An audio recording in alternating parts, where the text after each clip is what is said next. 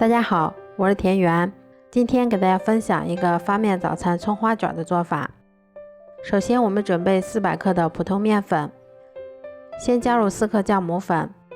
，2克无铝泡打粉，再加入5克白糖，然后用筷子先把它们充分搅拌均匀。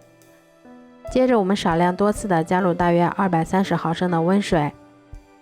然后用筷子先把它们搅拌成这种面絮状。再加入20毫升的食用油，然后下手把它们揉成像这样偏软一些的光滑面团，然后盖上盖子，让它先醒发10分钟。接着我们在小碗里面准备2勺面粉，先加入1勺盐，再加入半勺五香粉，最后再淋入1勺滚烫的热油，激发出它们的香味儿。然后用筷子把它们充分搅拌均匀，这样我们的油酥就做好啦。接着我们把2根小葱给它切成葱花，切好后把它们放到盘子里面。再准备1根香肠，给它切成香肠丁，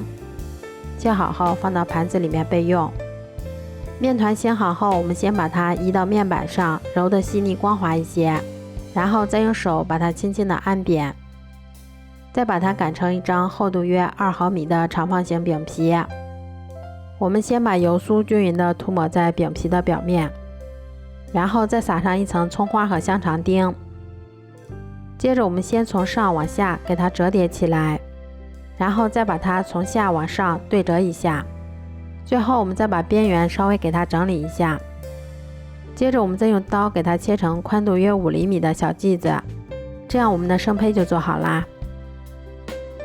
都做好后，我们把电饼铛先预热刷油，再把我们做好的生胚依次放到电饼铛里面，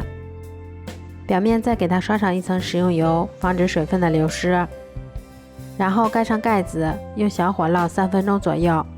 一直烙至两面金黄后就可以出锅啦。这样做出的早餐葱花饼吃起来像面包一样非常的松软，加入香肠以后会变得更加的营养美味，而且是发面的，还很好消化，对于肠胃不好的老人和孩子都很适合。如果喜欢的话就试试吧，喜欢我的视频就关注我吧，谢谢您的支持。